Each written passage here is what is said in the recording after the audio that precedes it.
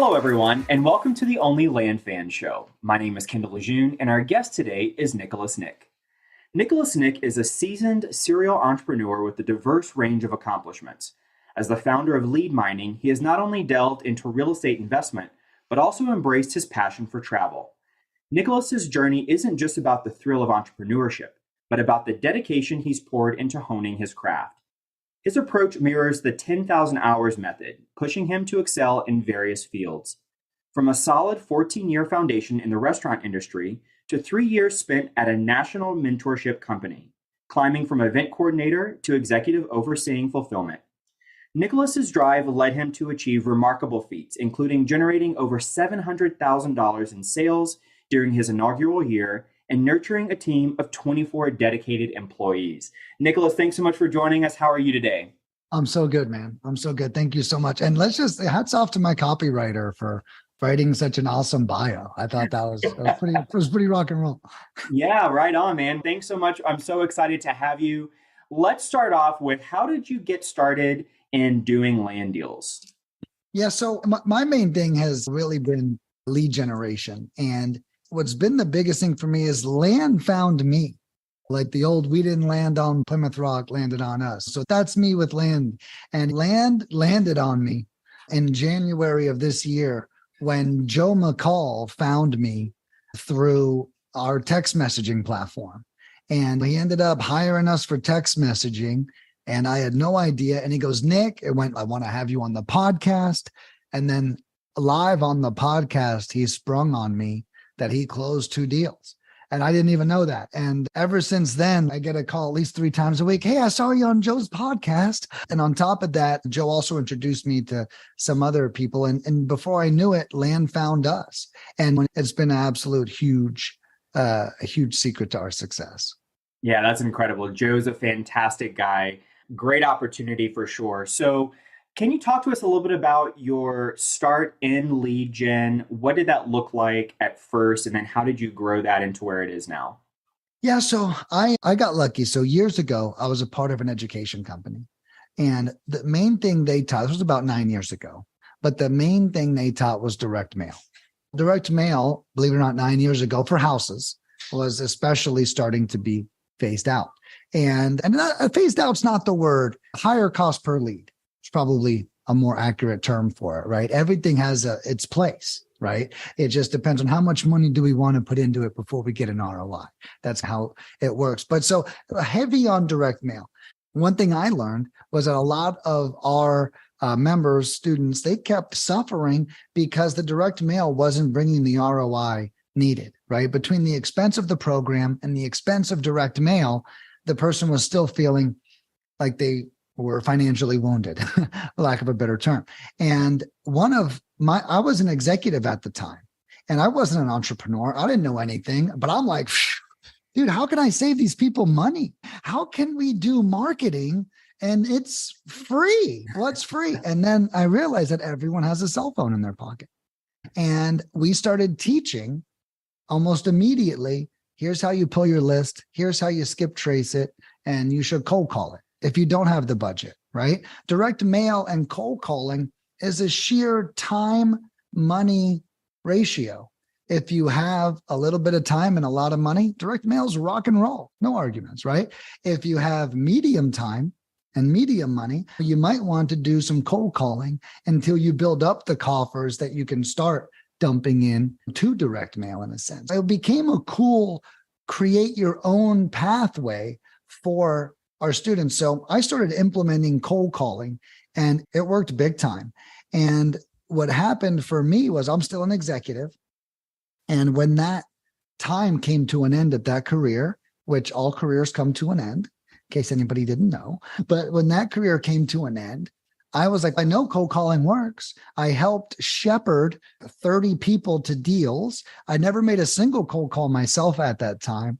And I went home and I dialed 300 to 600 people per day for over 3 months straight.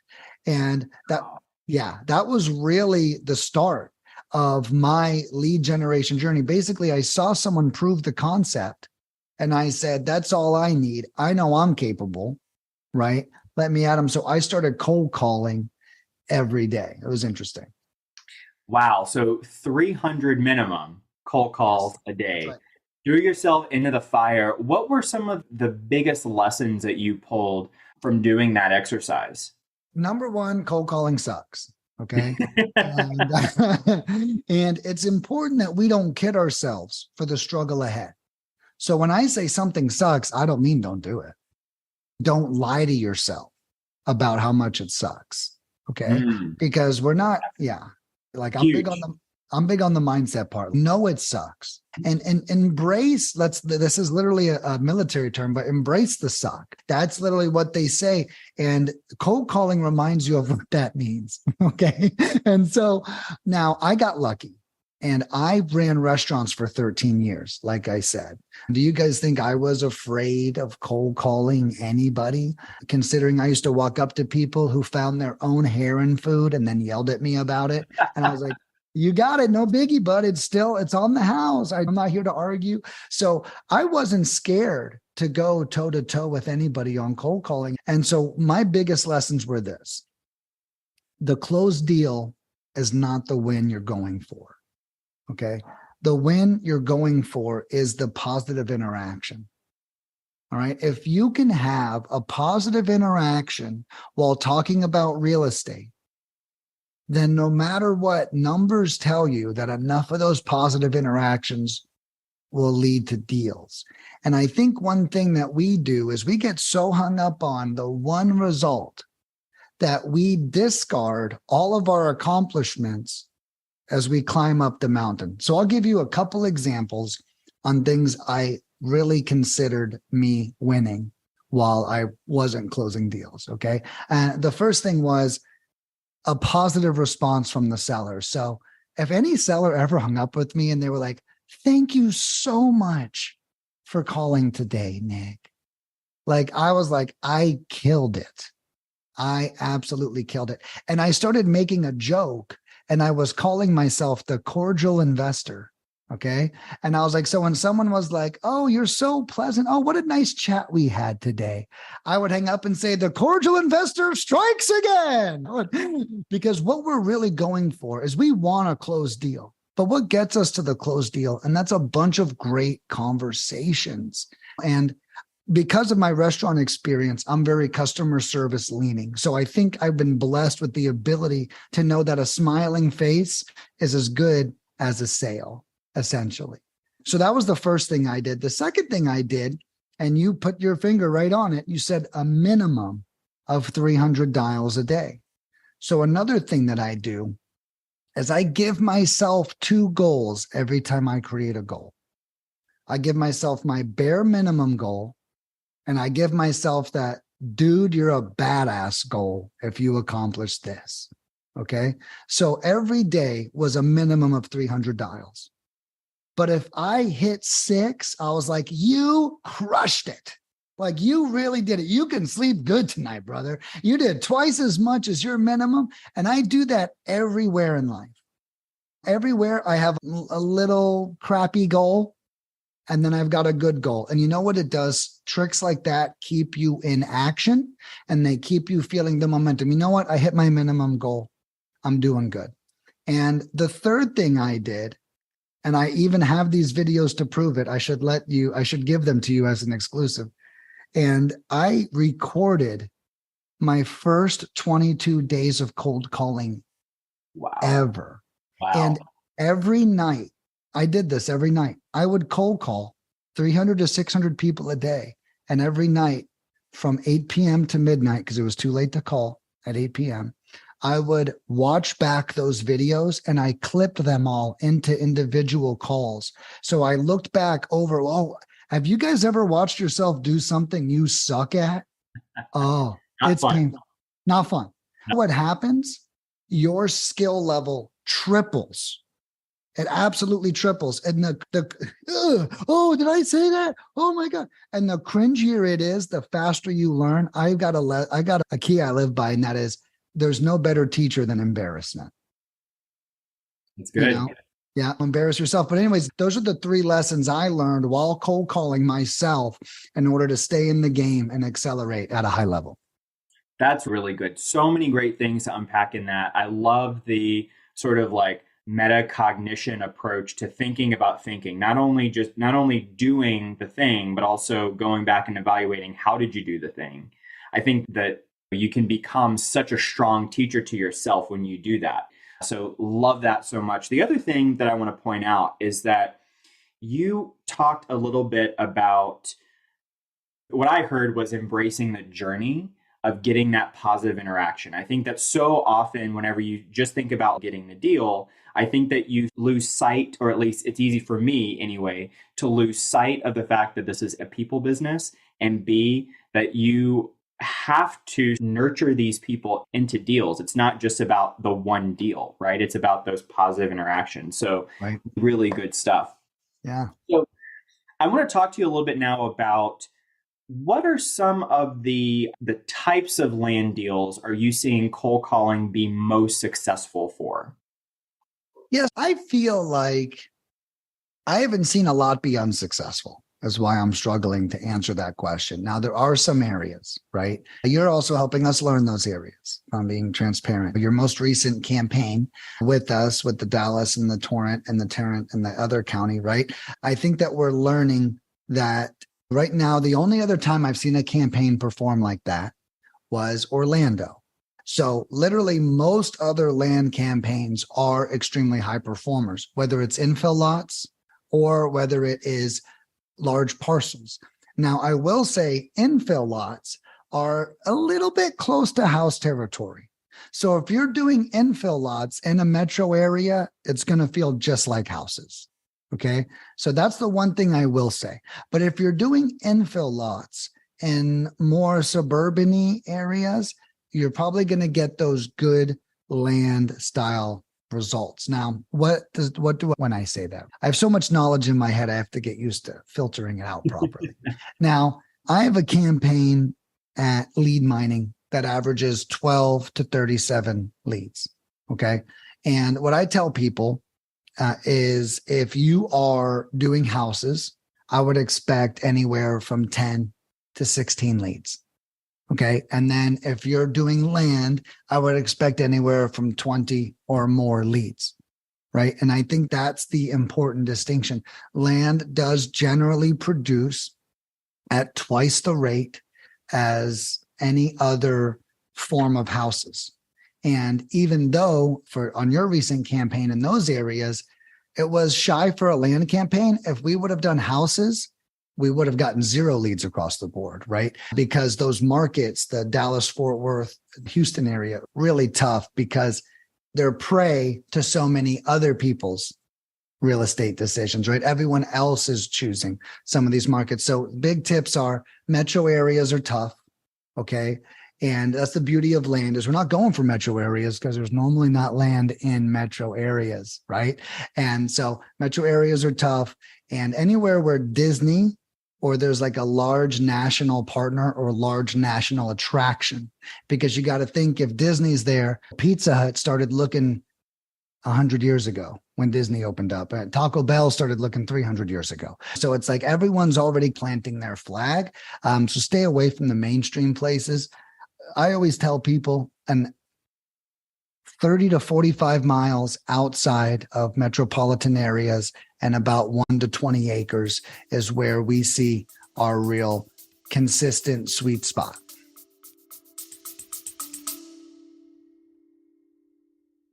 Hey land fans, looking for your tribe of serious land investors?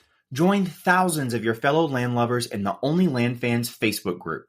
We're talking real deals, expert strategies, and game-changing connections you won't find anywhere else.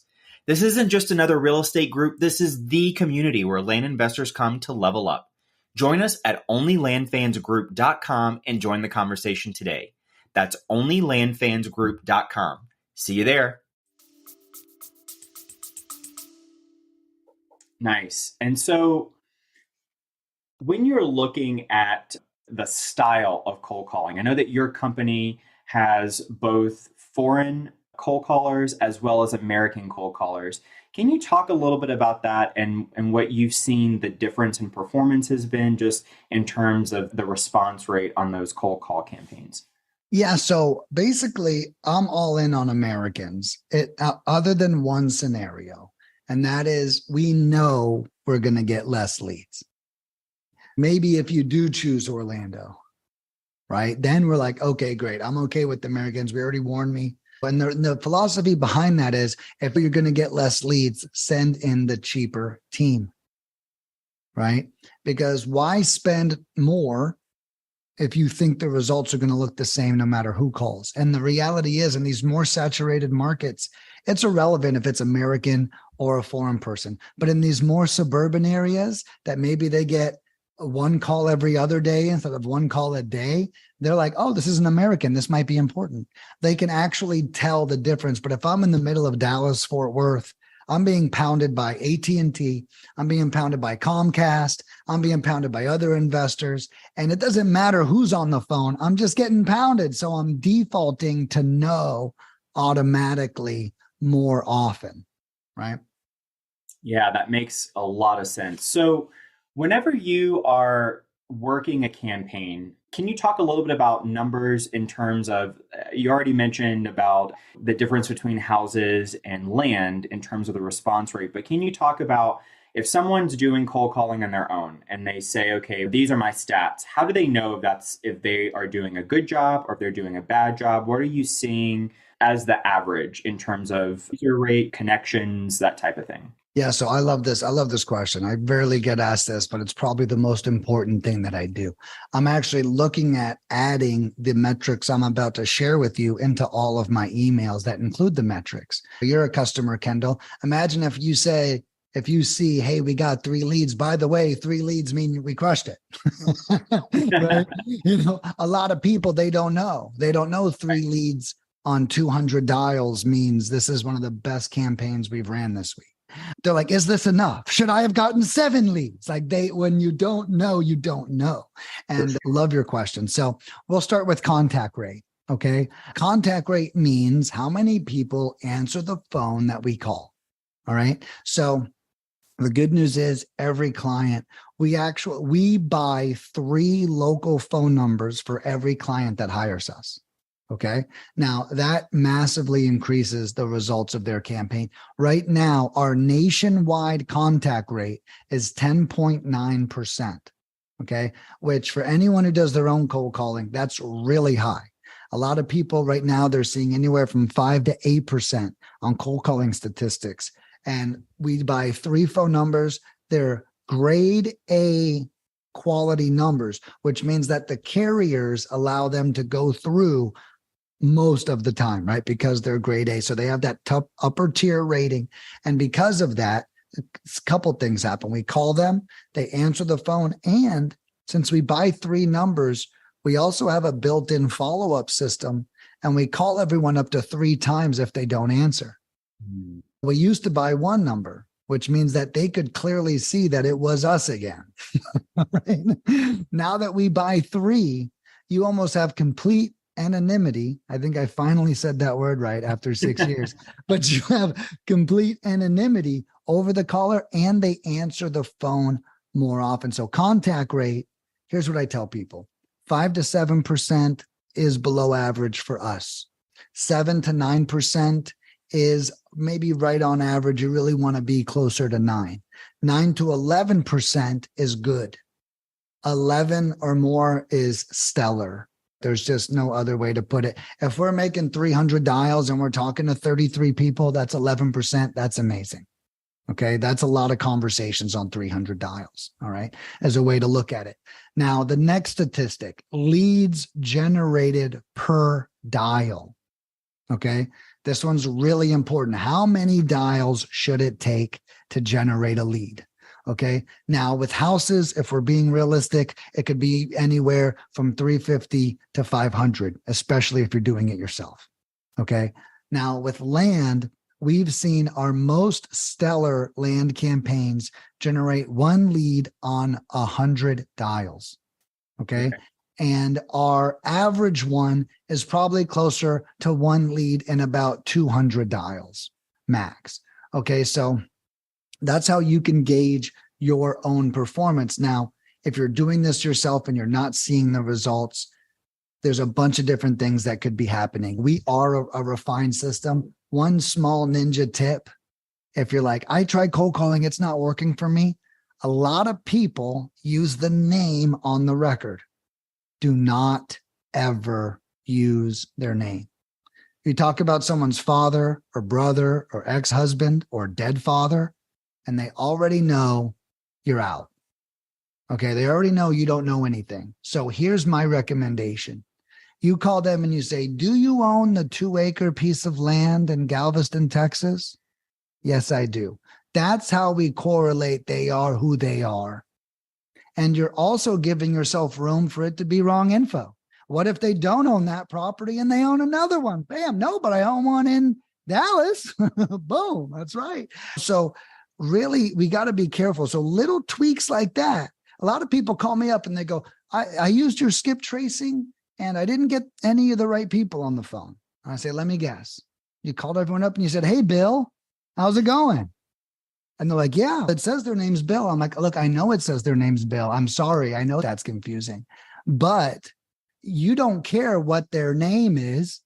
You care that they own the property at 123 Sycamore Street. The question isn't, look, if you're not Bill, we don't want to talk. So we also have to be careful on when cold calling, are we accidentally alienating a lead? And that's just a tip on how do we get such good results. Sometimes little tweaks like that can triple your performance.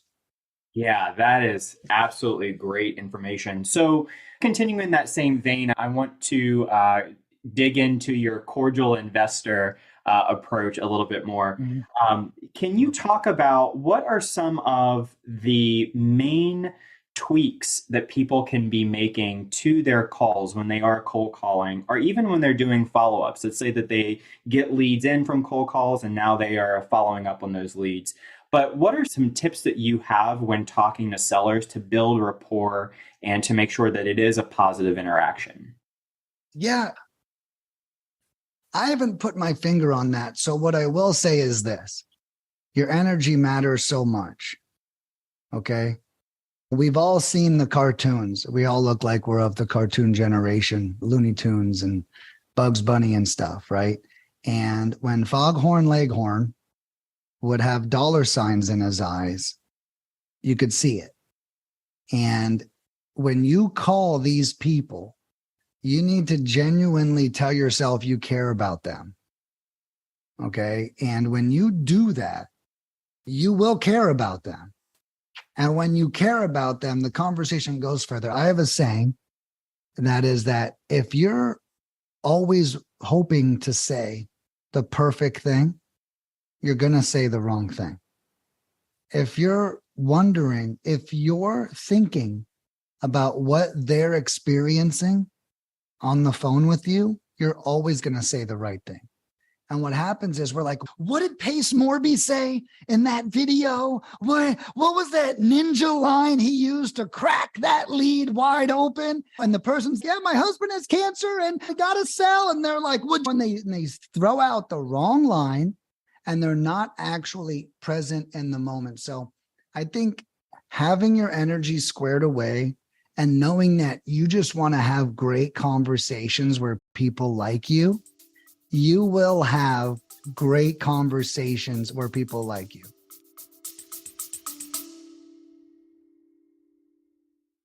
Listen up, land fans. This is huge.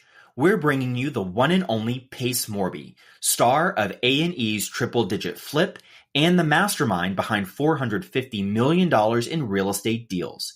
He's coming to our virtual meetup on Thursday, December 5th to share how he's applying his creative financing genius to land deals.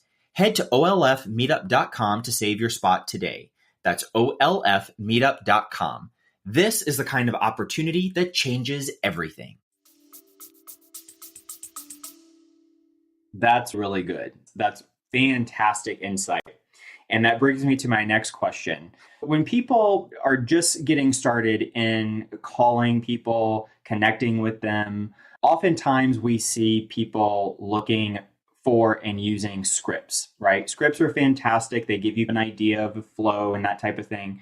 But in my experience, anytime someone has called me and I can tell they're reading off of a script, Yeah. it immediately just creates a disconnect for me. 100%. So what advice would you have for people who are looking to get comfortable on the phone, making sure that they're hitting all their points, but making it not sound like it's a script or that they are bound to that script?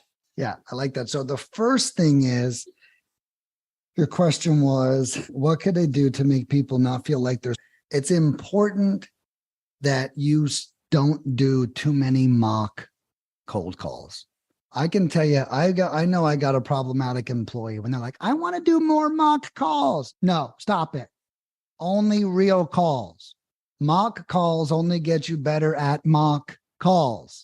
Okay. We don't want you to be better at mock calls. We want you better at real calls. So the first thing is you just got to do it. You just got to take the plunge. You got to make the real call. Okay. The next thing is to really understand. I'm sorry, repeat the question one more time. Yeah. So the question is, how can people get comfortable making sure that they hit all of the points that they need to be hitting on those calls without feeling like they're bound to a script? So what I tell my employees is this: A, make the call. B, make it your own. I don't want you to be a Nicholas Nick robot. When, I was a restaurant manager forever. And when I saw my role models high perform, I didn't steal their exact quotes, but I did the exact same thing my way. Right. And I think it's important that, like you mentioned, the script is a guide. If you can't do it better, you follow the script. Okay. That's what the script is there for. If you can't do it better, you follow the script. But as you begin to execute the script, you're going to realize there's certain words and phrases that work better for you. Here's a rule I had when I started this. I would never say the same thing 5 times more. Okay. So once I said it 5 times, I said it differently. I don't even care if it worked. Okay. Now, what that allows you to do is I'm split testing everything, absolutely everything. And I learned a couple of really ninja tips. I'll give you guys one right now. When someone's not interested in selling, okay, happens all the time. The next best thing to a hot lead is your phone number on their refrigerator. Okay. That's what I always say. All right. So someone's not interested. Here's what you say. Okay. Write this down. Hey, I completely understand. Would you maybe mind taking down my direct information?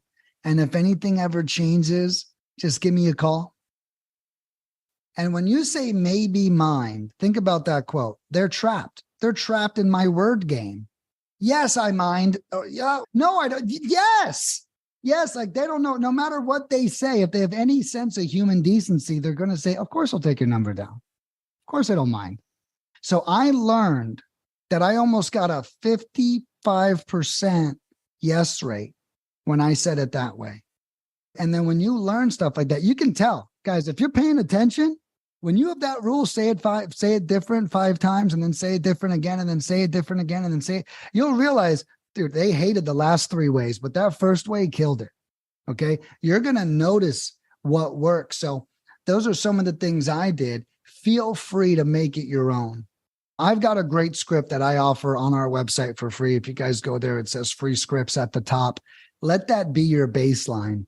And I would build on it from that. I will say one thing about my script. There's no better intro. There's no better intro. A lot of people, they want to get all fancy. There's no better intro than, hey, I'm calling for the owner of the 2-acre property in Galveston, Texas. Yes, that's me. Oh, wonderful. My name's Nicholas. I was just calling to see if you've ever considered selling before. Okay. Ever considered selling before is a wide open question. I don't even care if you're selling right now. Ever? With your wife, with your kids. And what happens when you say that? You catch them in hesitation. No. Oh, really? Sounds like you have. So imagine, and this is why, and I'll just touch on this. This is why I like cold calling. To anyone who likes casinos, First of all, I'm sorry. That's a really crappy habit. But second of all, I see direct mail as the slot machines. You're pulling a lever. You might get lucky. We all get lucky eventually. You pull the lever enough times, you're going to get lucky. Okay. I see cold calling like blackjack, like poker. There's a reason why World Series poker exists on TV, because it's a skill-based game. And with the proper skill, you can increase your lead flow. There's not much you can do on a direct mail campaign other than mail again. So it's like the cold calling, getting them on the phone, baiting them for hesitation, asking them wide open questions, having great openers that don't include their names. These are some of the things we've covered today. And then it's like all these things are skill-based approaches to increase lead flow, AKA lower your cost per lead. You know? Yeah, that's really good. And what I really do like about cold calling so much is what you just mentioned, that you're on the phone with them and you're able to slip into some of those thought patterns that they have, versus if you're texting, if it's just a one-way communication, you're waiting for them. They have time to formulate things and say things, versus like you able to catch a tone. Are you able to catch that hesitation and then find a doorway in, right? That's really good stuff. And to your point, this is the beauty of hiring an American. No offense to any Filipino caller, they don't know tones. They don't know any of those extra things. And this is also the beauty of me. I was our first employee. I was the only employee for the first 6 months of lead mining 5.5 years ago. And what people don't know what that means is that means that they're duplicating my system, right? And so all the things I'm sharing with you are our core beliefs of lead generation at lead mining. And so if I were to just hire a team of foreigners or hire a team and I said, hey guys, knock yourself out, we wouldn't have all this knowledge. And these are some of the things that really differentiate us, the Americans. And then the fact that I laid those first bricks. So I'm not confused what the next bricks should look like. If you're enjoying this episode of the OnlyLandFans podcast, please let us know by subscribing and leaving a review. Now let's get back to the action. Yeah, that's really good. So we've talked a little bit about if people are calling on their own. Let's shift gears a little bit and talk about, let's say people have cold callers on their staff and they're working to train either a virtual assistant or just a person they've hired to be a cold caller. What types of pointers would you have for those people who are looking to train cold callers to be effective and successful? Wow. Yeah, that's a great question. I don't get that a lot either. And I honestly, it's scary. When you truly understand your responsibility as a leader, it's scary to take on some of these responsibilities. And what I'm going to say that isn't meant to scare you out of it, but meant to prepare you. Like I said earlier, we're talking about embracing the suck. If you're going to bring on employees, you need to have this shit figured out. Okay. If an employee realizes you don't have this shit figured out, they're going to take advantage of you. Okay. There's a reason why every corporation's stopping work from home programs.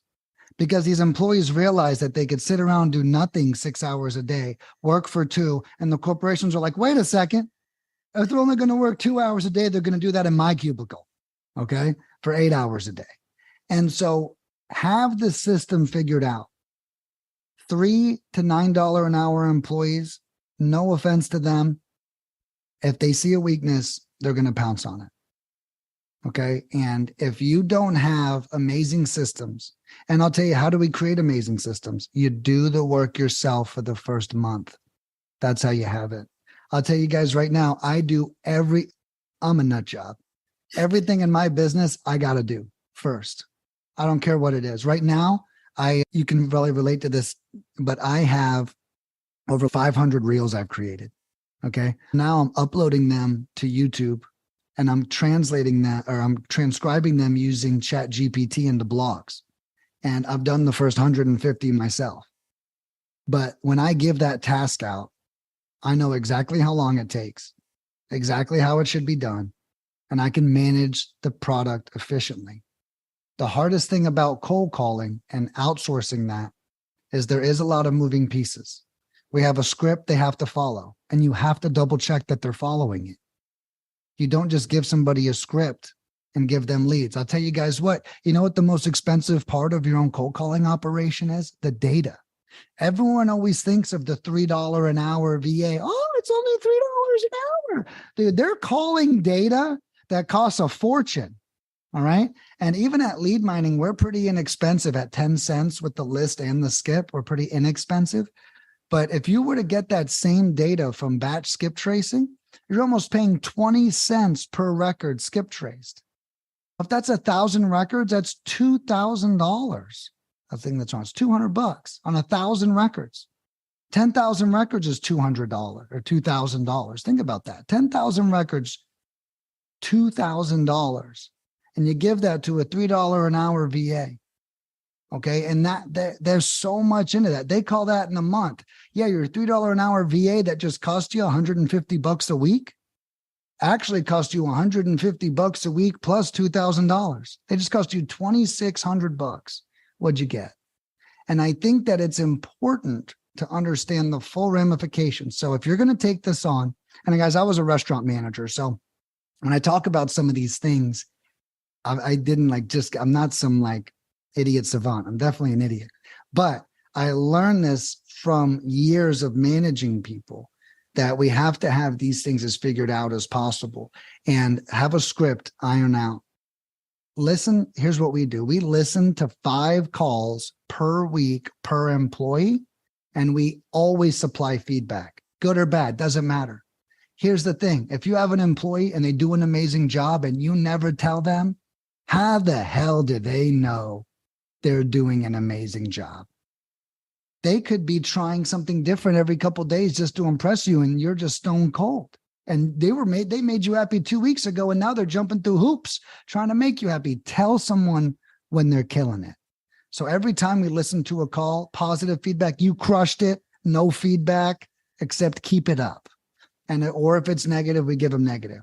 So we follow the script. We have to make sure it's adhered to. Then the dialing. If you're having your own dialer, our cold callers dial at about 140 to 170 dials per hour. Why is this important? Because if that ever drops to 100 dials per hour, someone's stealing from you.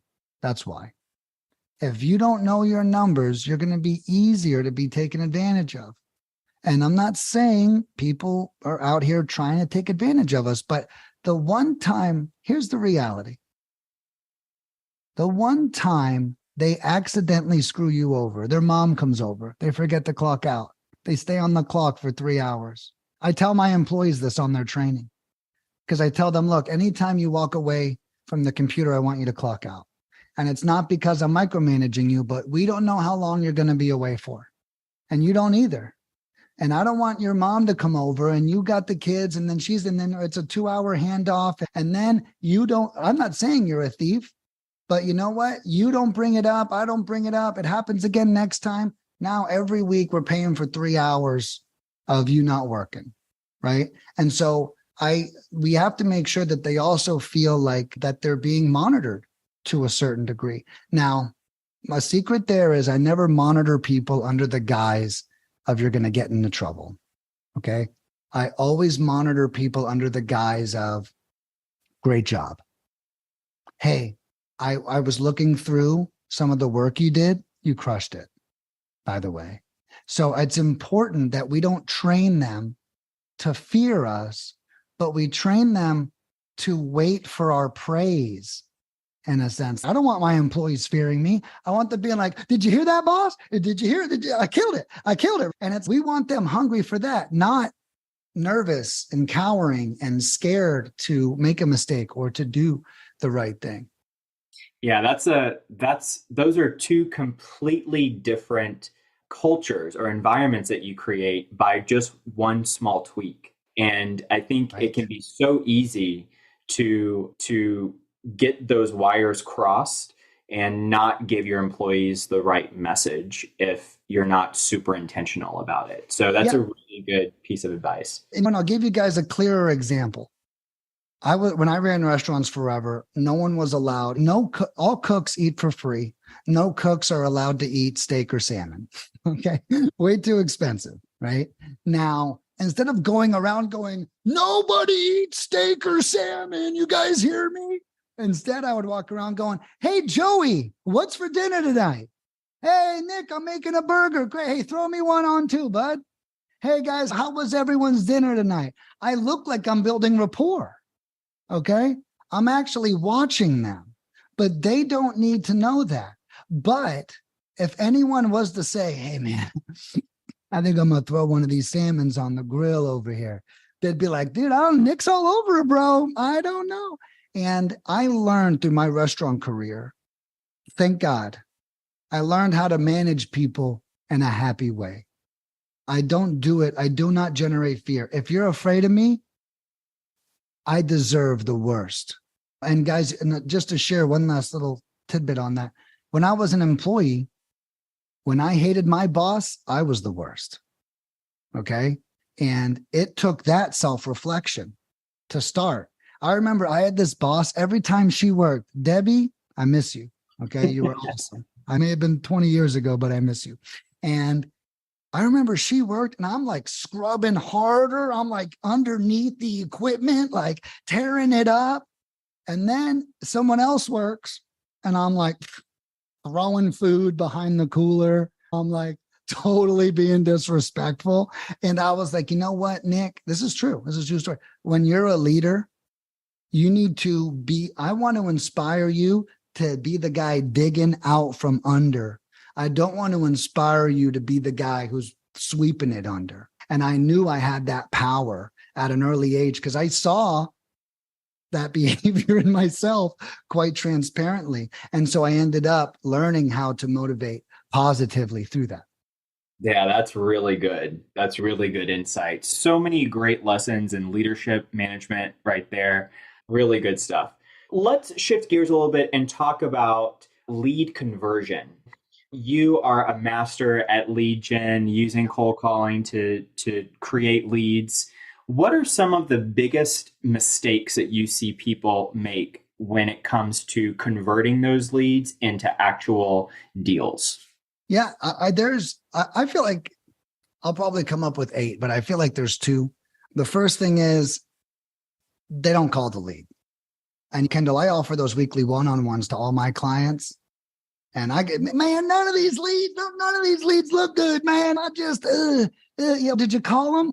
No, should I have called them? I don't know. And I'm always like, hey, man, like we got to call every lead. And so the first mistake is we get prejudice, right? Prejudice means we prejudge. Okay.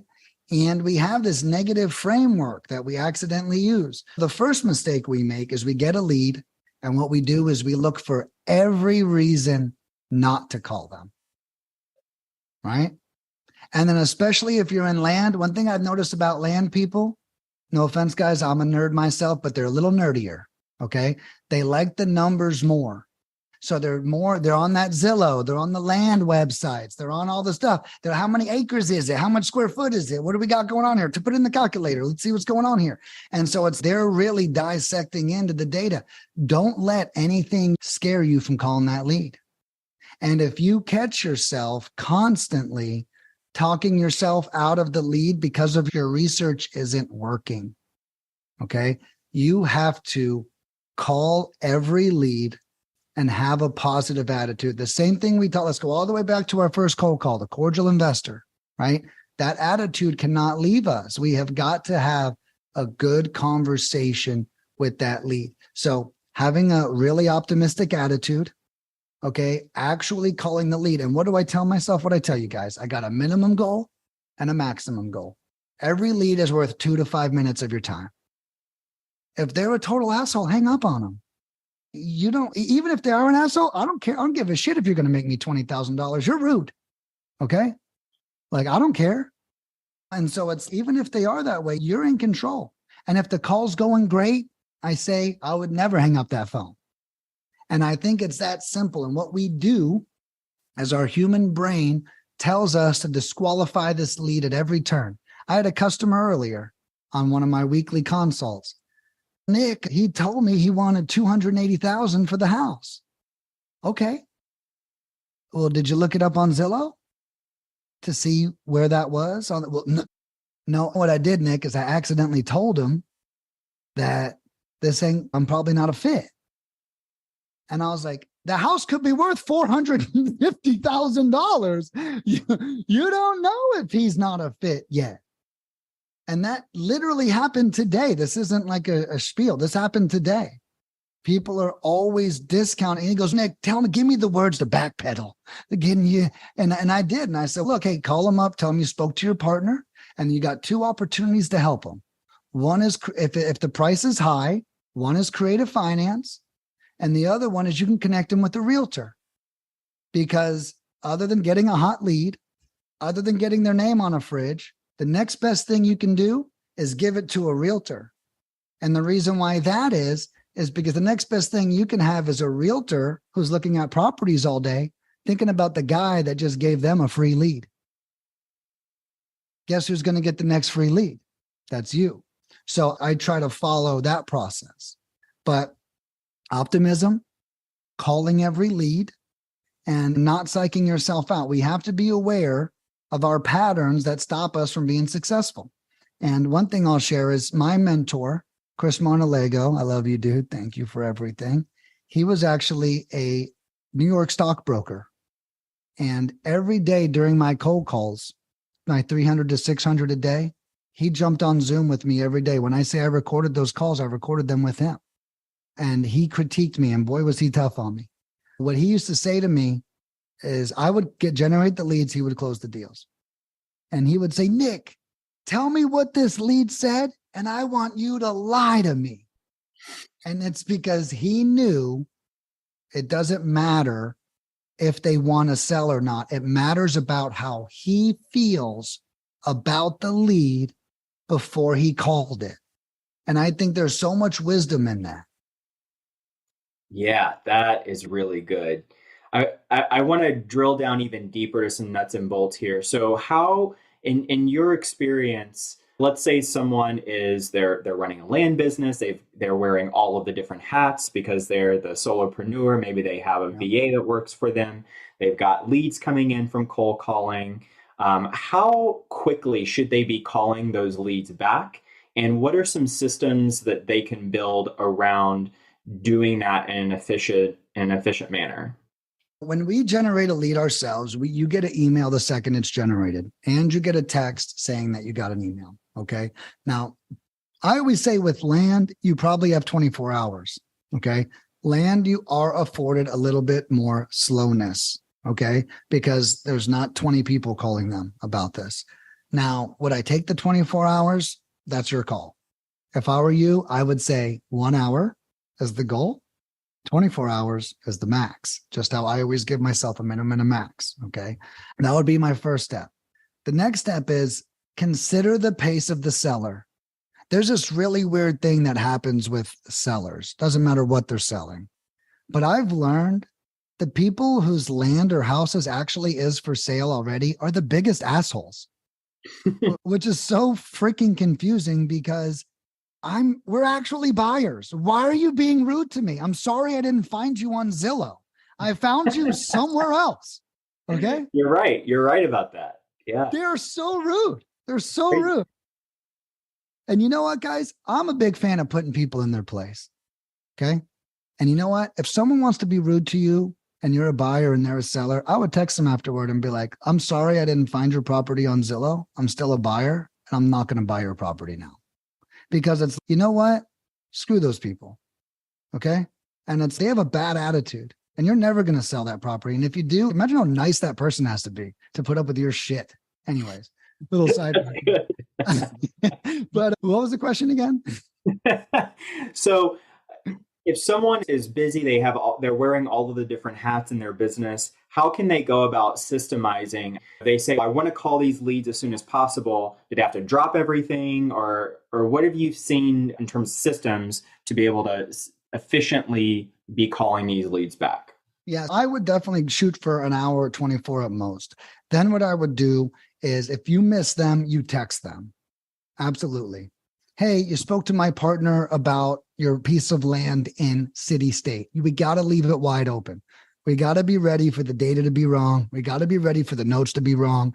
But to fight that, we fight that with vagueness. Okay. Hey, I was calling about the 2-acre piece of land you own in Florida. Who gives a shit? Talk about the whole state. Who cares? It's better you get it right. And then text messages are like billboards. How many calls do you guys miss? And then you get a text and you're like, oh shit, I actually needed to talk to that person. I'm glad they text me. Give that seller that same opportunity. Then if they miss that, I would call them 3 times per week for 2 weeks. Okay. And I would always follow up with a text. All right. And I'll tell you guys a little story. You could say, God, that's annoying, or I'm annoying them. I had a guy agree to a contract price to me for a house. And he didn't answer his phone for 3 weeks, but it was going to be my first contract ever. So do you guys think I was going to stop fucking calling this guy? Okay. Cause I didn't. I called him every day for 3 weeks. It became a joke. Hey, let's call Joe again. Huh? He's not going to answer. Hey, screw it. Let's call Joe again. The cordial investor attitude. Like, I made fun of it. Who cares? It takes me 3 minutes, whatever. It's worth it. One day Joe answers. Oh, Nick, I'm so thankful you've been calling. Let me tell you, my son was in a bad car accident. We've been in the hospital the last 2.5 weeks. We've been so overwhelmed. I love your follow-up. It shows you want to buy the house. Give me another week. I'll get right back with you. Okay. And that's exactly right, Brad. And we want to tell ourselves we're annoying these people. The reality is they need us to annoy them. That's why you're going to get the house for 50 cents on the dollar or the piece of land, because you put in the work that nobody else did. So call them within an hour, best case. Call them by the next day, the worst case. Always call if you miss them, hit them with the follow-up. When you call them, you want to move at their pace. Okay.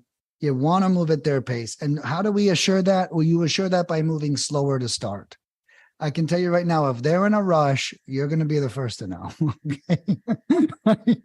Yeah, look, we need it. Someone's got cancer here. We're hurting. Let's go. And so if they're on pace, you're going to know. But if you start too fast, you're going to burn that lead. I always say leads are like a deer in the woods. If you want to approach that deer, you're going to have to do so at its pace. You cannot rush its process. If you do, the deer runs off into the woods, and I guarantee you're never going to see it again. So keep that approach to sellers. And where did I learn that from? Restaurants. In restaurants, when you go to the host stand and the hostess is supposed to seat you at a table, and she's supposed to walk at your pace. Have you ever had a hostess walk too fast? You're like, shit. Where the hell am I? It happens all the time.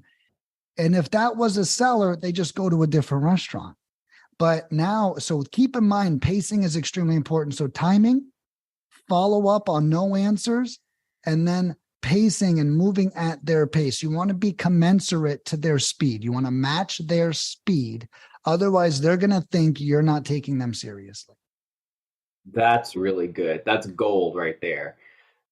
Can you talk a little bit about, from a mindset perspective, people that are maybe afraid of saying the wrong thing on the phone, or they're afraid of bothering someone, or they're afraid of making someone upset, or they're just afraid in general to hear the word no, or to get some type of rejection? I know that you talked about embracing the suck and being the cordial investor, but if someone doesn't have that mind frame, what are some things that you can offer them for them to figure it out and settle in their soul that it is okay, and allows them to keep moving forward? Yeah. So I think one, I'm so lucky because I'm a mathematician and I've got a great attitude. So let's talk about the mathematician. Let's drop my attitude out of it. Let's kill the cordial investor for a minute and just talk about the math. Okay. So I tell all of my clients that my average client closes 1 in 12 to 20 leads. Okay. So when someone calls me and they go, Nick, I got 10 leads and none of them closed. I'm like, okay, well, okay. Okay. All right. You know what? That makes sense. That makes sense that none of them closed because the Kendall's already laughing. This is what seasoned guys laugh at. But no, it's the reality is if 1 in 12 to 20 close, I always remind my clients 1 in 11 to 19 don't. Okay. How many do we need to go through? So let's reverse engineer that. If I hear a no on the phone, technically every no, I'm getting closer to a yes because no's are natural. Of course, not everyone's going to want to sell. So the math I utilize to show me the numbers. Okay. And this is also why it's important to track your numbers. If you know that out of every 10 people you call, one answer, then that 100 people you call, 10 will answer. And if you know that 1 in 15 people that answer say yes, then you know that when you're at 14 people and you have all no's, a yes is right around the corner. I remember watching my dialer in my young years going, all right, we had a 10% answer rate back then. It's only gotten better, oddly, over the years. But I remember watching, okay, 9 people have been dialed. No one's picked up. Someone's about to answer. Someone's about to answer. So, because when you're cold calling yourself, I don't know if you guys know, but you're just sitting there. Yeah. Okay. Yeah. 1, 2. Are you the owner of 1, 2, 3? So you're just like waiting. You're literally like a greyhound waiting to be let off at the track. The dialer beeps and you go. So I used to count the dials because I didn't want the call to catch me by surprise. So when you start to know your numbers, you start to know when you're going to get a yes and when someone's going to pick up the phone. You literally start to predict the future when you know the numbers. So that was one of the things I often did to help my mindset is I know I'm going to get a no. And that's why, back to the cordial guy, the best thing I can do is get a no while they're smiling at me. So the other thing I would say is, this is disgusting, but it's true. Human nature is to prey on the weak. I'm sorry. It's probably not even human nature. It's every nature. You see a weak cat come around, bigger, stronger cats attack it. You see a weak lion in the forest, other lions kill it. That is what happens. It is nature to prey on the weak. If you call somebody, and I don't mean you're weak, but you appear, they will eat you alive. What the hell are you calling about, boy? The hell going on over there? The cat got your tongue? Yeah, they can hear. I remember, and this is true. This is true. The day I quit my job working, I already had lead mining up and running. And then my business blew up. And then I asked to quit my job.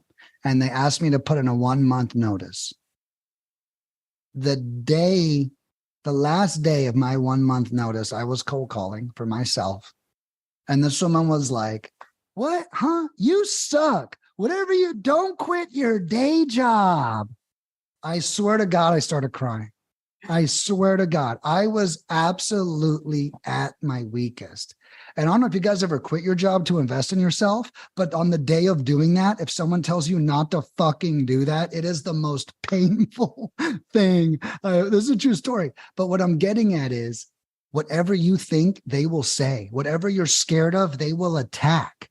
So if you go in and you're like, I'm going to have a great call, I'm not scared of shit, then you will have a great call. But if you go in, I'm sure we've all seen like that Crocodile Dundee when it's, oh, they smell fear. When it's like the sellers smell your fear. And if you can go in less fearless, you will have a better conversation. That's fantastic. Good stuff for sure. So what's your definition of success? After all these years, it's doing whatever the hell you want to do. I'll be honest with you guys. I can't believe I'm at where I'm at. I'm going to make 650,000 net this year, 750,000 net. And 7 years ago, I was at 70K gross. And I look at movie stars and I look at the Clintons and I'm like, there's no fucking way in the world I want to be them. There's no way in the world do I want paparazzi around me. There's no way in the world. You know what I want to do? I want to sit I'm in my house right now with these murals. I got them 360. I want to be at home I want to be on my own. I want to take care of my family, and I want to do whatever makes me happy. Now, I spent a lot of years in restaurants, and I share that to say, I know it doesn't make me happy. I know that someone telling me where my feet belong doesn't make me happy. And there's no such thing as a remote restaurant. Doesn't exist. Okay. And for 13 years, I had to drive an hour to a building, work there for 13 hours, and then drive an hour home. And I hated that. And so I built lead mining with the end in mind. And now I'm literally, I not only operate lead mining, $1 million company with over 30 employees, but I take part-time work as an executive with another education company that I then, as a passion project, I help them improve their education because I have the bandwidth that my business afforded me. And I'll tell you, I go, and this is one little story I'll share with you guys. 3 years ago, I was invited into Batch Skip Tracing's corporate offices. You guys may know them. Okay. The biggest guys, period.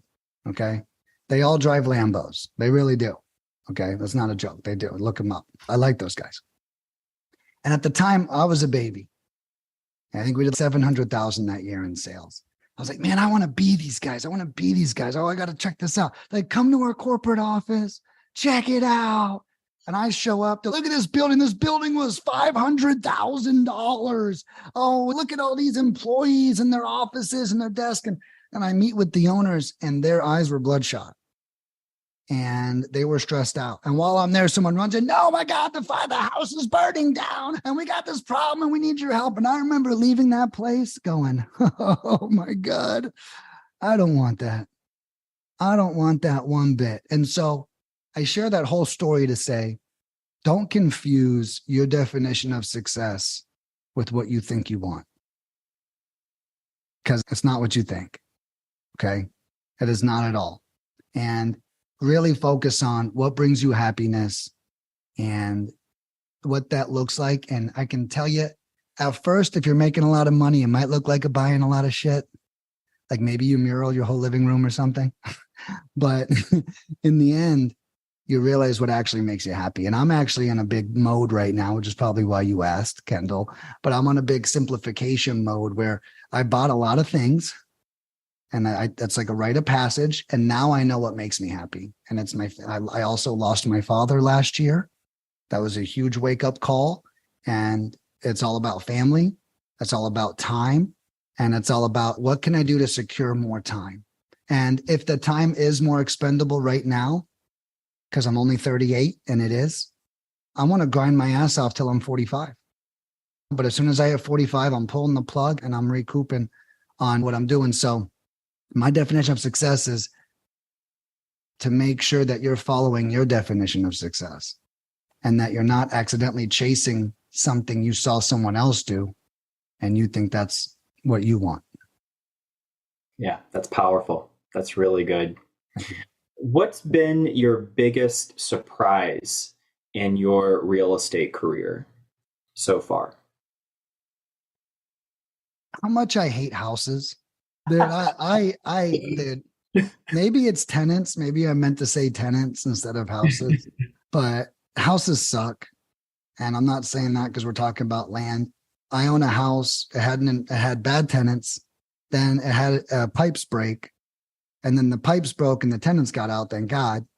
And then the insurance replaced the pipes. And then the day they turned the water back on, the pipes and the ceilings broke.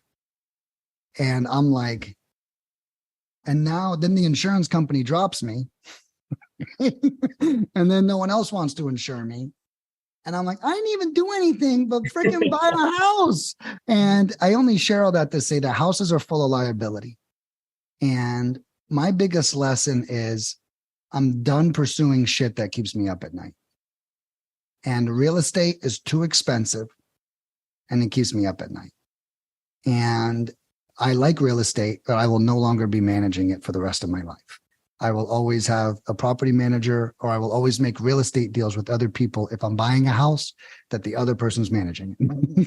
It keeps me awake at night. So that's been my biggest surprise is how I've aligned with my hatred for for being a landlord. Right on.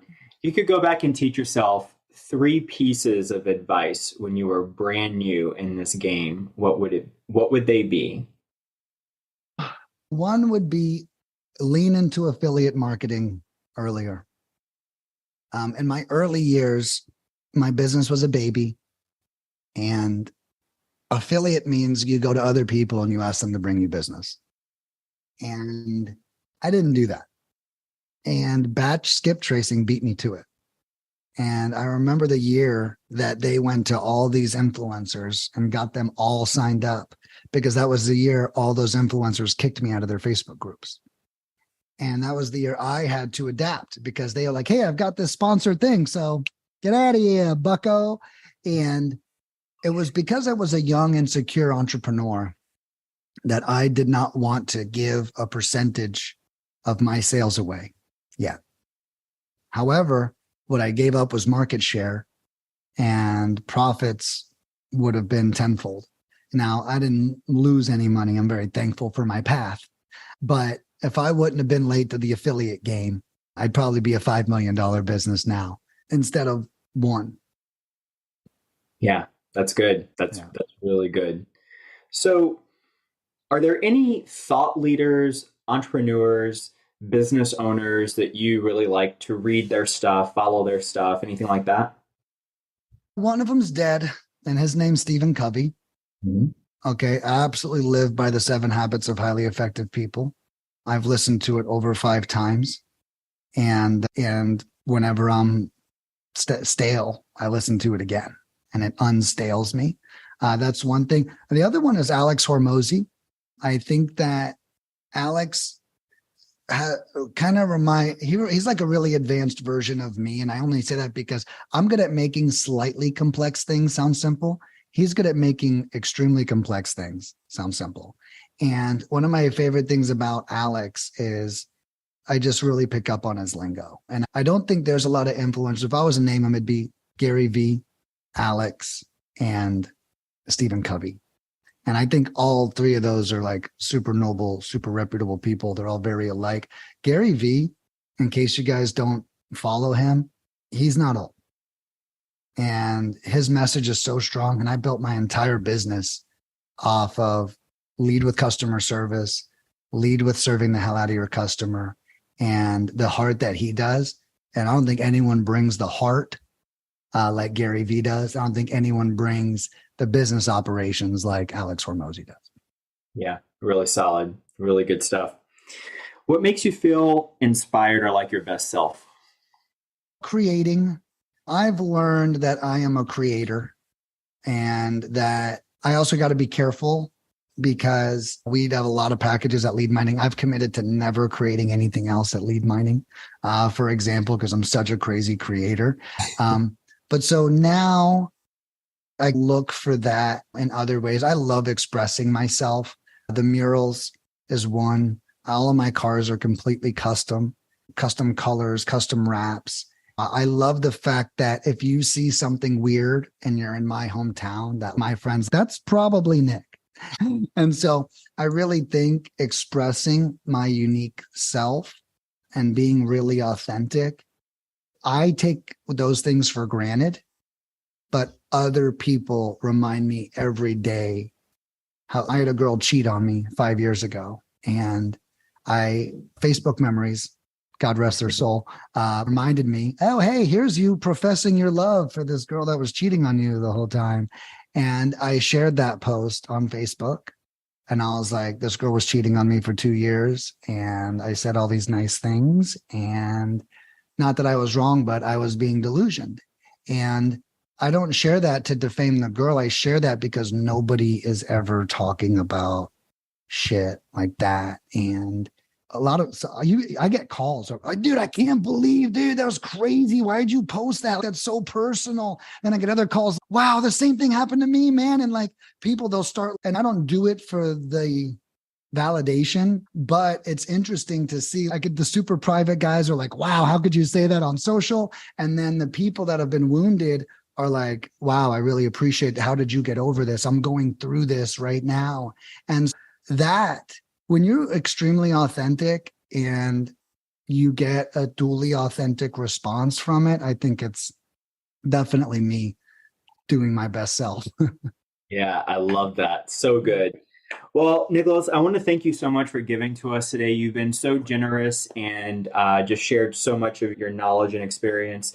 How can we give back to you right now? What types of connections or resources are you looking for currently? Yeah. So the beauty of us is any real estate investor, anyone that needs leads, that wants them for less than what they're currently getting them for, or maybe they're not getting any at all. And they're tired of figuring out where the best list is, what the best script is, what skip tracing company they should use.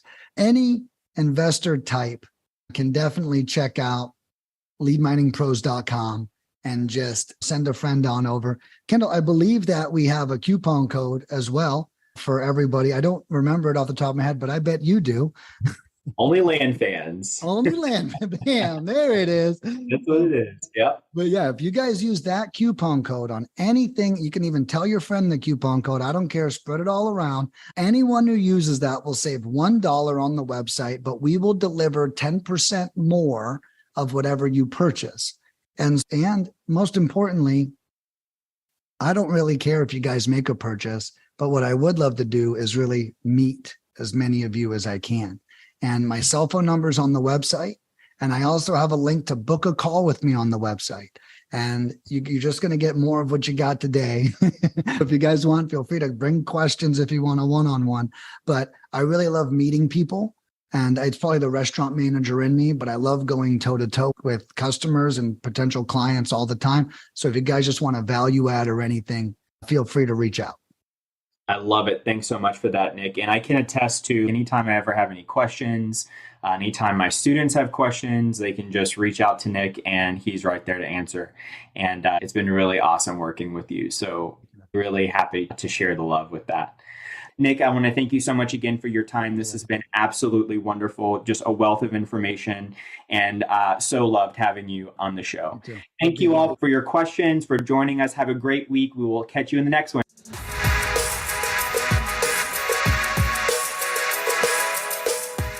If you're interested in hearing from other seven-figure land flippers about how they've started and run their businesses, then join us at OnlyLandFans.com. Looking forward to seeing you there.